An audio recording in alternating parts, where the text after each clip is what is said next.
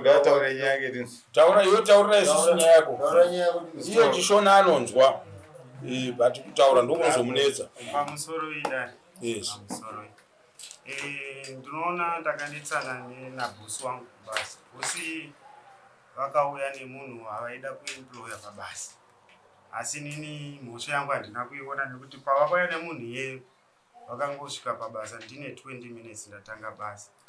Obva vataura kuti obva vatanga kutongondishaudha vachindituka vachindirova rova bendekete. You and Aso, what are you doing here? I don't want to see you here. Ndobva ndambovati no sorry boss, pabasa tinoziva kuti kana maybe pamwe kana ndakanganisa ndofanira kunge ndichikomberera regereti, asi ndisina hangu kukanganisa musi wacho. Saka vabva vatora mukomana wangu auya naye vamureplace pabasa pangu kusenika ikoko, vamureplace pabasa pangu. Obva vanditi wewe chisiya kubata mushini, ndarega kubata mushini wewe. On my way futi ndachii pabasa ipapo operator wemayellow machine. Okay. Ndakuenda kuti ndinotora bag of vandidedza futi, obva vanditi ngonotora grease gun, ndanotora grease gun, ndandauya naye.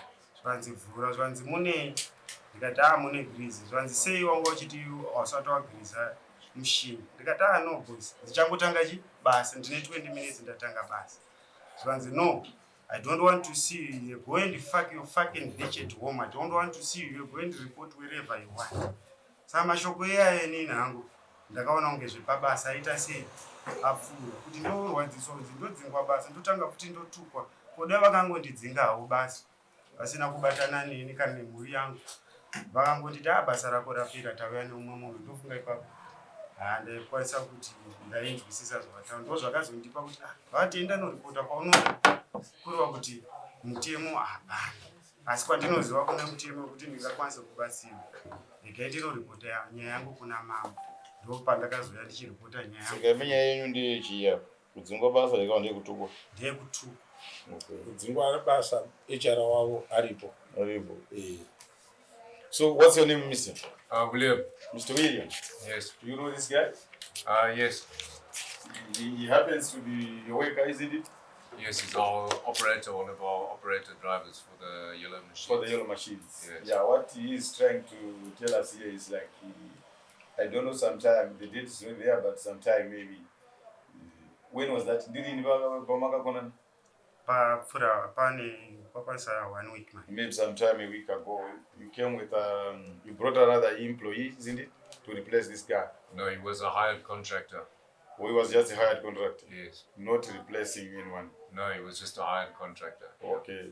Who was supposed to do his work within a certain period of time? Then there was a job on a big loader, SL60 Shantui. It's a very big machine. It's a big, yes. So one of the pins had broken in half. Yes. Due to no grease.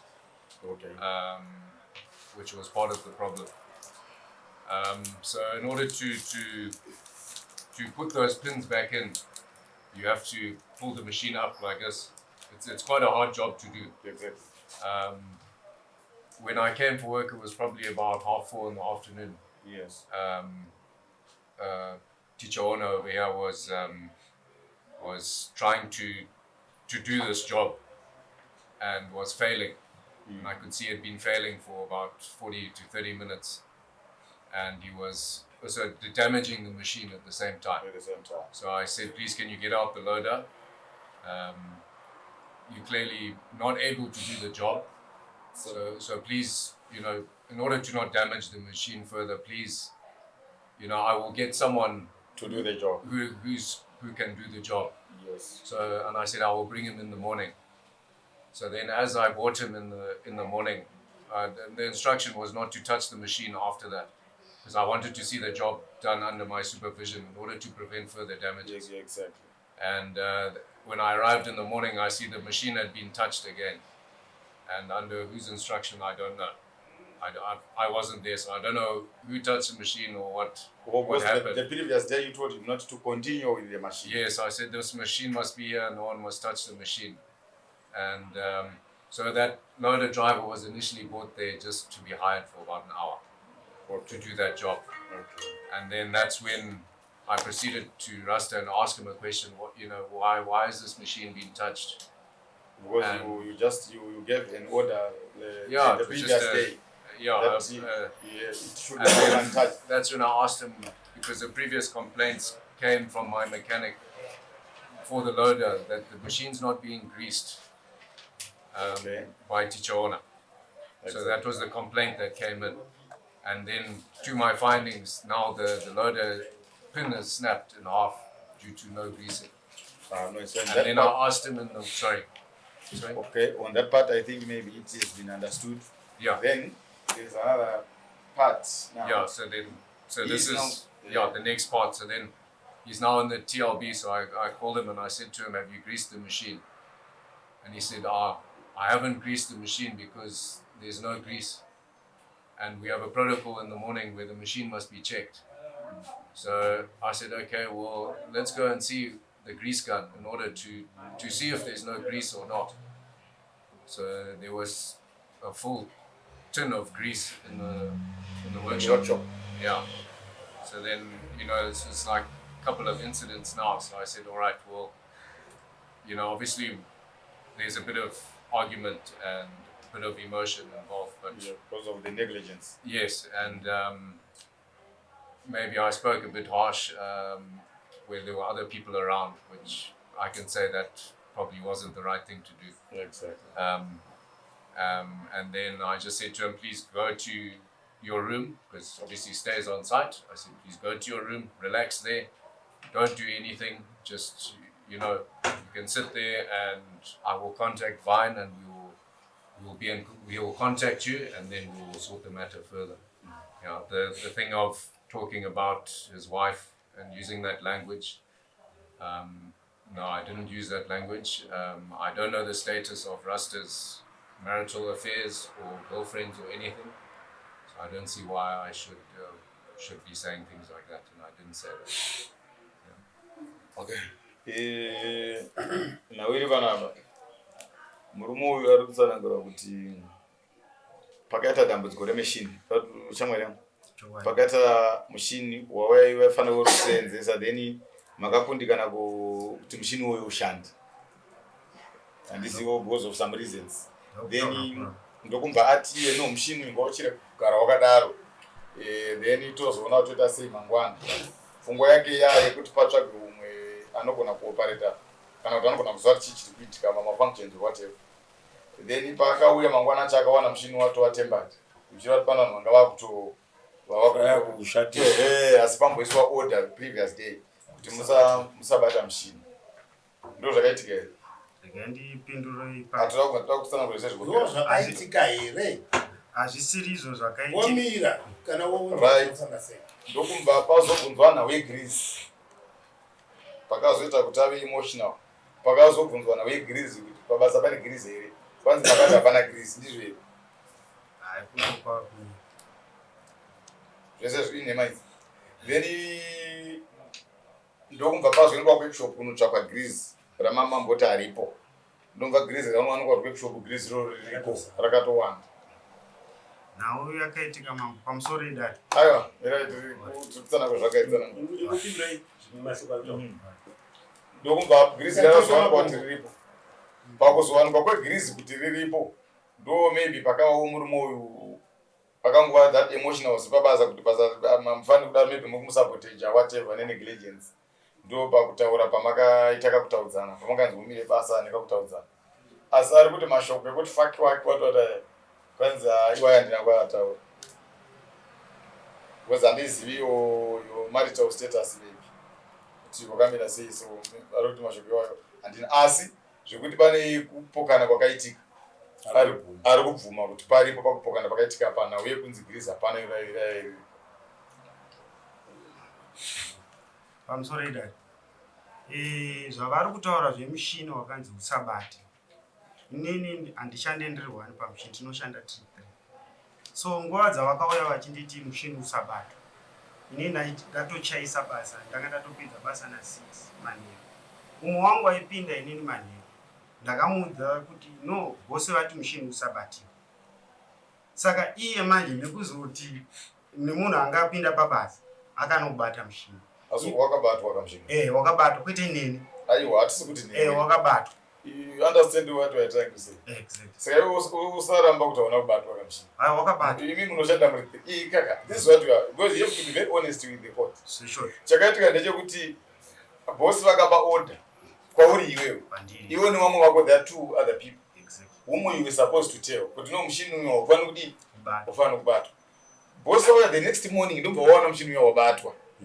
Ava vanga ndivani vanofana kuona kana mushini uyu wabatwa iwe wafikirawo. Who is he supposed to ask? Vafana kubvunza ani apa?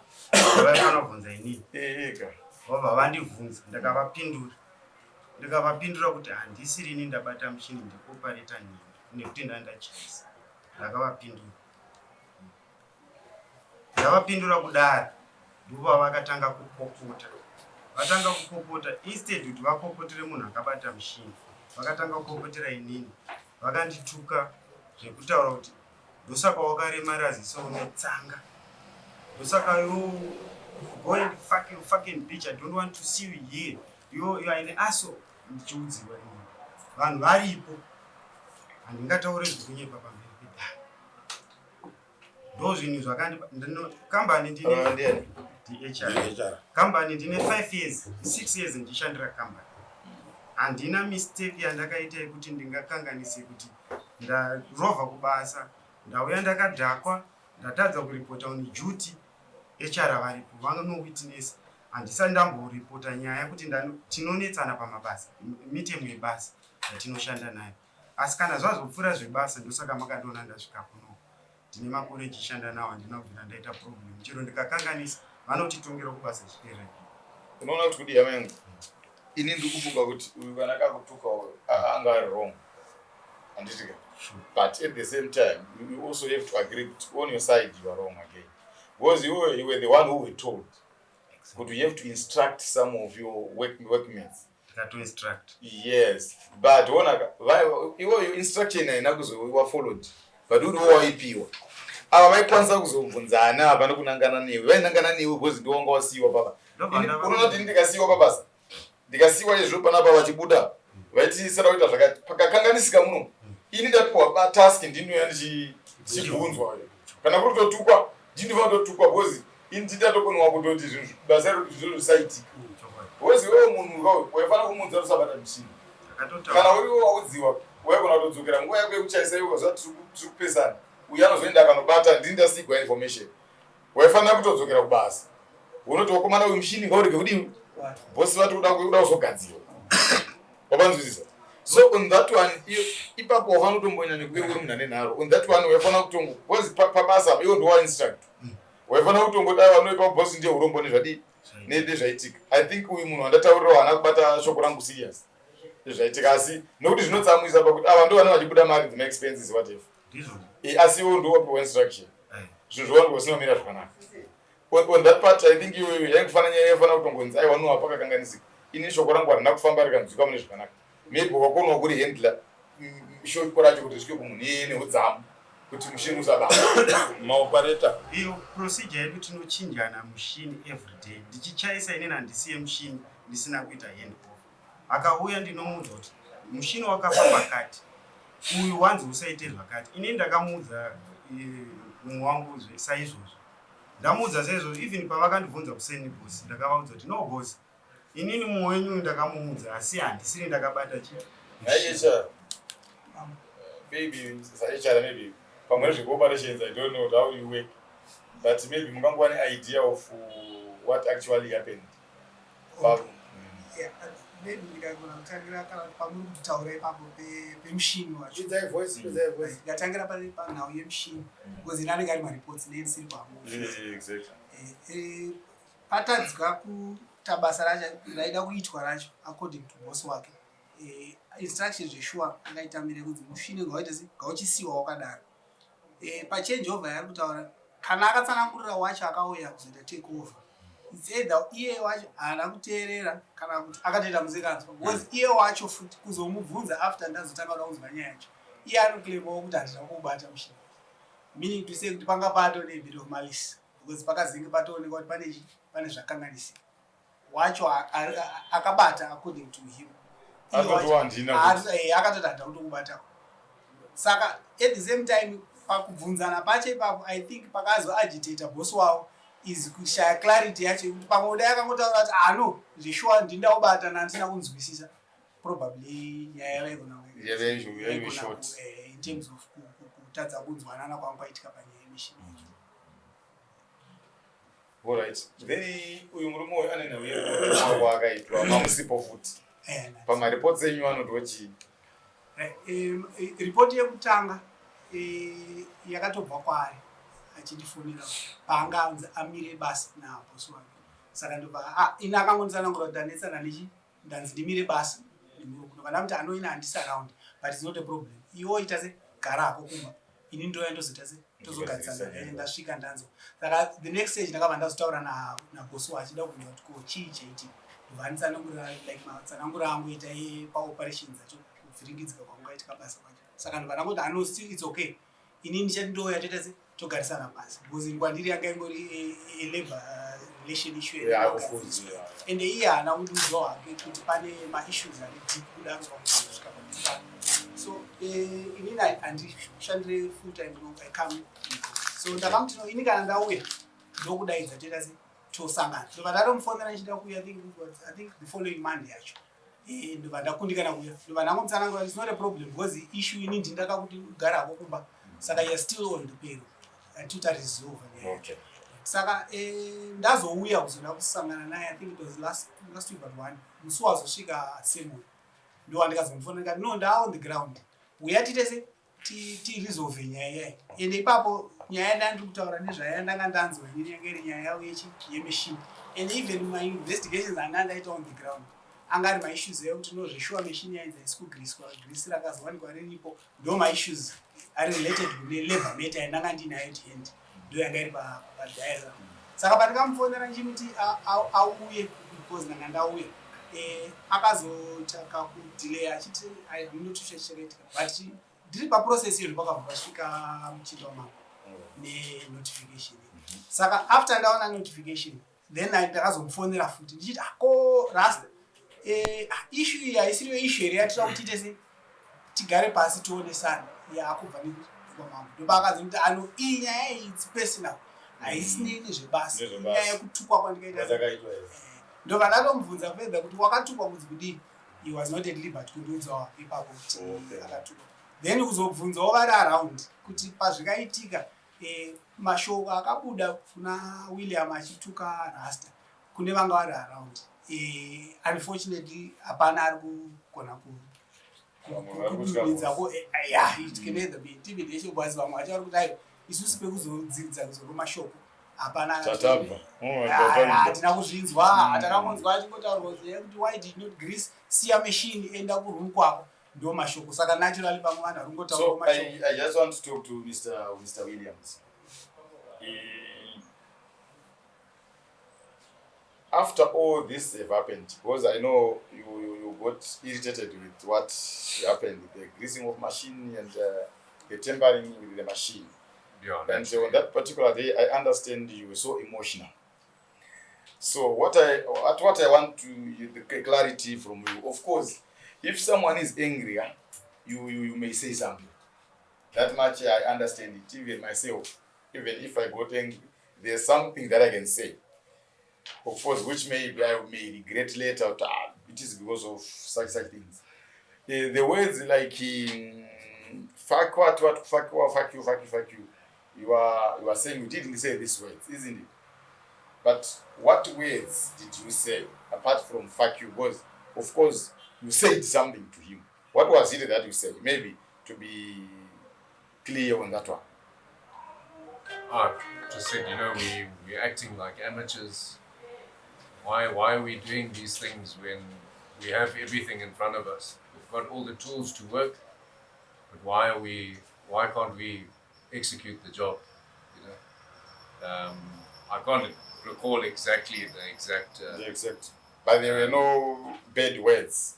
Look, I probably was swearing a bit, but swearing in terms of scolding him and saying you're to go and what he said, that's quite bad to say. I don't want to say it. But look, swearing, like I can say. But Fuck. Yeah, but not But beach. directly. Yeah, no, not that. But It- obviously, yes, there can be some swear words in there. Yeah, of Like was course. said, of Yeah, course. yeah, Like yeah. you say, in emotion. And Yeah. irritation. That much Which, I understand. yeah, you know, I don't want to deliberately hurt people. That's not what the goal is for our job or anything. We're not there to do that. So, but yes, out of irritation, I can be honest and say, yes, I was probably swearing. Exactly. Most likely swearing, yes. Yeah. Yeah. Murumo we got. Fuck we thought no gonna get was anga akazama. Saka some of the words dzakabuda ndochokwadi chiripo. Yeah, maybe just to add on that, could naturally matauriro ake, like as in the sense kuti the either probably pakunzi end up room what pamona vakanzi no, I mean fuck off or something like that, in terms of kuti I worked with them. I know even you can zvavanoita manje even muchitaipozi in South Africa taitogadzira machine aigona kunyange muchitaura kuti kuda kusa you can fuck puti, you know, like but it was part of katauriro kavaneka. yeah, and even in the sense that Asi uyu manje kwaitoi kutuka yanga papasina kuirira. like I'm saying kuti agitation inenge iripo, and then generally anoita kunge ari aggressive kuti anotaura zvinhu zvake zvine I know that much I understand because these guys vada kushanda passion side. kana vari pabasa vanenge vaitorevesa.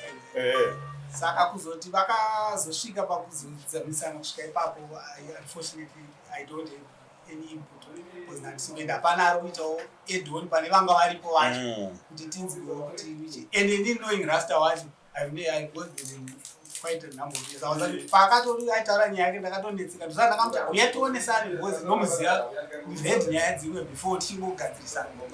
No, I don't think it was necessary kuti umhanye isusu tansati tatombozeya nyaya yacho kuti tionesane pachenu, but yairazana abatikana zvakaitika ndopakati hano inini nyaya iyi it's personal, I want kuti ndifesane nemunhu akandivhiringidza pasina interruption. Saka takati hano still kodzero yako ndosaka takazomuka. Saka chiri kuitika pambaume mashoko murume uyu akaataura asi anga aine chikonzero. Uyu chandaida kuzama kumuonesa nekuti haufaniri kuramba everything pabasa. Uyu murume uyu pane zvikonzero zvanga zviri pabasa. Uyu murume uyu mushini wakanzonga usabatwa ndochinjekutanga. Chechipiri mushini yanga isina girisi, vakabvunza vakati girisi hapana, rakunochekwa muworkshop girisi ririmo, kudati mushini iri kufa nekushava girisi riripo. Andirimuona.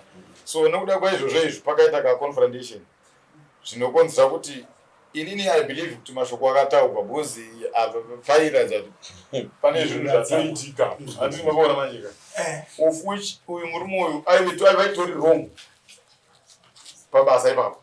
He was 100% wrong because amungaoperate a machine without a grease while the grease is there. Point number one. The second point ndeyekuti machine yakapiwa in order with the boss kuti don't operate this machine, but the next morning you are found operating it. And mapawana manje kurwa kuti you are not taking the orders from superiors. Yeah, that alone ndizogona kuti anditi mapawa. But it is very unprofessional to say very bad words to your employees. Yeah, of course. If I know you have your channels that you use to sort out these issues without saying bad words to your juniors or so. It's very bad in that manner. I know professionally or even humanly, I think you understand that. Ubuntu alone tells us that we don't have to say bad words. We don't know how correct is it. He is also telling us that you even went further to tell him about his disabilities, the eye disability. I don't know if you say something like that. That is the reason why you have such a disability, whatever. No, I've asked him before. I said, "Is your eye impaired?" But he said he could see through it. So there was no problem with that because it was something that has been discussed. Yeah, I mean, so he hasn't killed anyone on site due to blindness. So I mean, yeah. Okay. kutuka kuti bazise I'll apologize to him, and I'm sorry if I've upset you. And swear words. So I think yeah. So I think Daria, this is zvakaitika. Saka nayo shamwani. Wambojifunga kuti murume yakuite sei pamashoko akakutaurira iwewe wasina kunaka. Ndina hangu ndibhosi wangu. Handina chandinokwanisa kuita kwaari. Pasi zvekuzopinda muupenyu kuti vanonotuka nemudzimai asina kutsvaga basa. Haipapa pane apasi. Kerera unzwe baba. Mvunzo unzwe. Wauna mvunzo. Ukabvunzwa upindure. Hatiri kuserera iwewe. Vanhu munofunga kuti deo zvaimwi. Pamashoko iwayo. Mambo zvabva taurirwa. Ukufunga kuti uitirwei? Nofana kubhadhara. Chi? Handizive kuti chii chinobhadhara. Dai vakaiwe ndotaurawo. Ari kutaura zvakanaka mukomana. Ngatiregei kumudaro. Handiti tikadaro hatina zvatiri kuita. Abvunzwa namambo pano kuti uri kufungei. Apindura ndoda kubhadhara. But handizive kuti value yaringabhadharwe chii. Ari kudzorera nyaya kudare.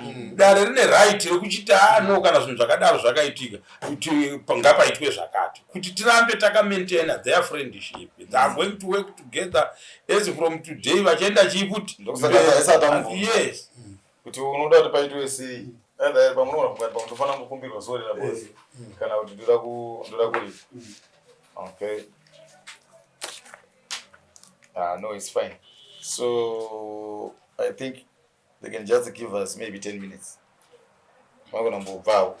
We'll spend 10 minutes to the person here. HR, I think mungangosumuka here for only 10 minutes, then you come back to pay judgment.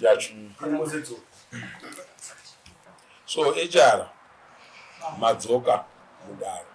Isusu chishuwo chedu ndechekuti kana pano panenge patadzirana vanhu umwe kana achichema mutemo wedu unoti atadzira umwe pakatadziranwa panhu ipapapa but chinhu chakanyanya kunoipa pachiri kuona kwangu pakaita vamwe vanogona kunge vari kunze handitika matauriro anga achiita mukomana uyo anonzi tichawo nenhau yabhosi wakewo vanhu vari kuratidza kuti nyangwe dai vaitotaurirana zvataurwa nachangamirana vanhu vaitotaura vakatopedzerana vakawirirana. So isusu chishuwo chedu ndechekuti varume vanenge vatadzirana zvisazoita advantage yekuti zvizoendesa umwe kumba tozofunga kuti munhu akazodzingwa pabasa pamusaka pekuti akanga akomplaina kuti atadzirwa. Hatizofara sedaro. Isusu expect kuti kana vanhu vatadzirana vanoita reconcile vogarisana votove varume handiti makwana. So isusu kuna Williams maonero ataita pakatauriranwa mashoko atingati mavulgar words ataatambire kuchivanhu. Ndambotaura infact pataitaurirana tiri panze paya kuti makanda bedzi anogona kusiyana but tiri vanhu tese. Chinangwa chedu ndechekuti kana vanhu vauya kuzoshanda munzvimbo medu tinenge tichiexpecta kuti pane bepa reEIA ratinosaina isusu seumambo ratinenge tichiti paitika job creation yaitwa mudunhu medu muchange musina mbavha mudunhu medu mhundi dzichaita shoma nekuda kwokuti tapuhwa basa rekuti vana vawane chekushanda. So mhosva yakadai tinosibhadharisa mombe kana tasora but tazoona kuti vanhu vachona kutaurirana kwamaa muchiti zvikadai tanga tichigutsikana kuti vanhu pakangoita mamisunderstandings maybe dai vakawana akavapa mukana wekuti endai mugare pasi mungadai makataurirana. Saka tinoda mbudzi 4 kuti Williams abhadhare mbudzi 4 kana kuti 35 times 4 mbudzi. Mbudzi dzega $35.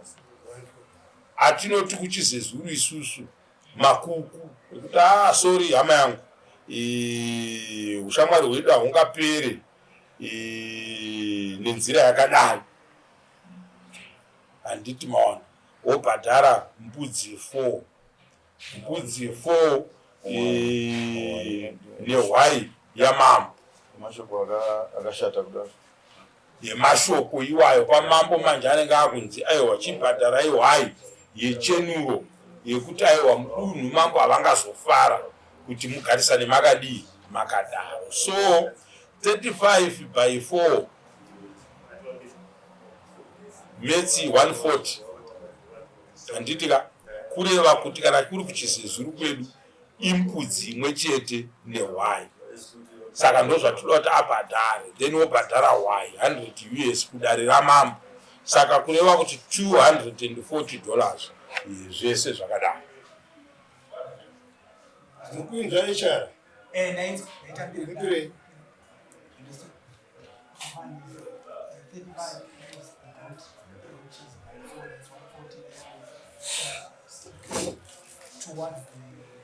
eno muchimuudza kuti mashoko akataura ziso yayo ndiari kumupinza kubhadhara ikoko. mukuinzwa ishara mashoko akataura kutuka munhu ziso ndausi kuona ndozomuripisa izvozvo muuzei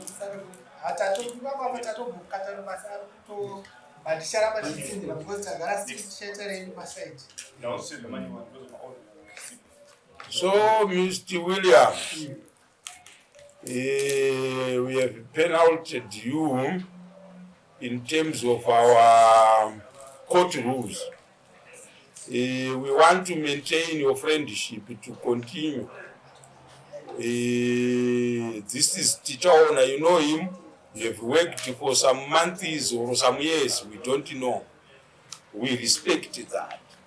We know conflicts can come even between you and us, but it's a bad thing. So we think, as from now, you are men. We want you and the teacher owner now to shake each other. Yes. Yes. So thank you so much. Thank you. Until we meet. Yeah, you are now friends of course.